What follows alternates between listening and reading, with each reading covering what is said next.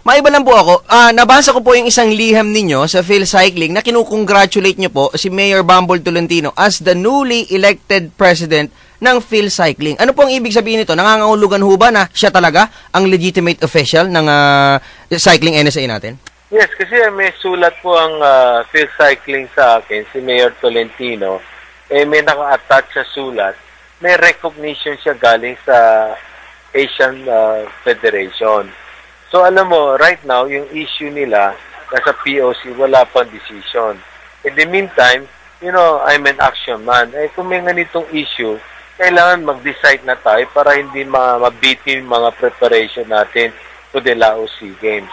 That is why, officially, I'm recognizing Mayor Tolentino as the president ng Phil Cycling. Bakit to ang pinili ninyong i-recognize si Mr. Tolentino, hindi po yung kabilang grupo yung kay Mr. Hiso? Well, hindi ko pinilit na ay dahil kaibigan ko si Mayor Tolentino because may sulat siya galing sa IF that nire-recognize sila ng IF. Okay. Yan po isang requisite, no? Kailangan recognize ka ng IF. International Federation, yun po yun, ano? International Federation. Pero paano po yun? Hindi ho ba dapat ang mas una ho natin kinikilala sa PSC yun pong recognition ng POC bago po yung recognition ng International Federation? Hindi po. Kasi ang POC, nire-recognize din nila kung sinong recognize ng IF nila. So yung IF muna bago ho yung POC, parang ganon? Yes. Okay. In fact, POC cannot make any recommendation for approval or recognition without yung recognition ng IF. Okay. So ito hong pag-recognize ng IF sa Phil Cycling, ito po yung Asian Cycling Confederation no? Nangangahulugan ho ba na nire-recognize na rin po yan ng UCI, Chairman Angping, sir? Yes, we are. Unless proven otherwise, no? Unless yung other side can get another piece of document to show that they are being recognized by IF. In the meantime, wala pa naman silang paper of recognition paano po itong grupo ni Mr. Hiso? Are they allowed to send mga riders, cyclists sa ibang mga tournaments? Paano ho ito? Ano mangyayari ho sa kabilang grupo, sir? With now, yung inyo pong recognition, nandiyan dyan sa kampo ni Tolentino. Ang suggestion ko, sana, let's work together. I'll also invite them to sit down para respect yung authority at leadership ni Mayor Tolentino and let's work as a team.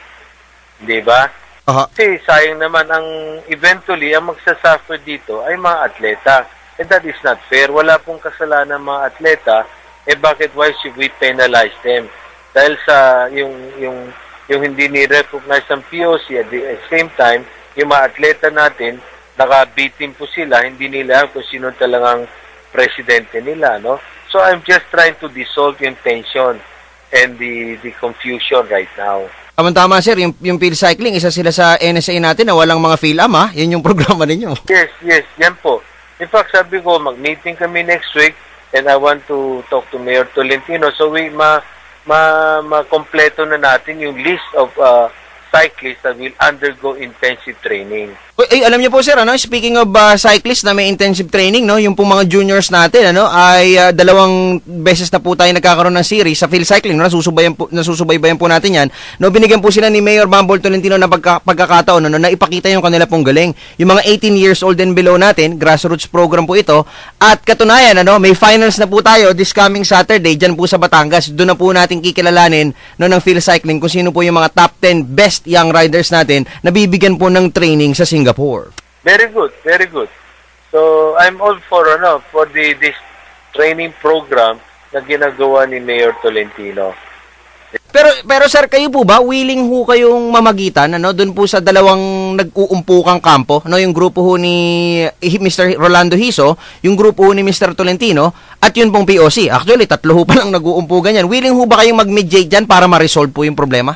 Na POC may sariling bylaws sila, no? I cannot get involved with POC, but through my office as chairman of PSC, I can get these 2 groups together and resolve yung differences nila. So yung Hiso at saka yung Tolentino groups? Yes, I want to do that next week.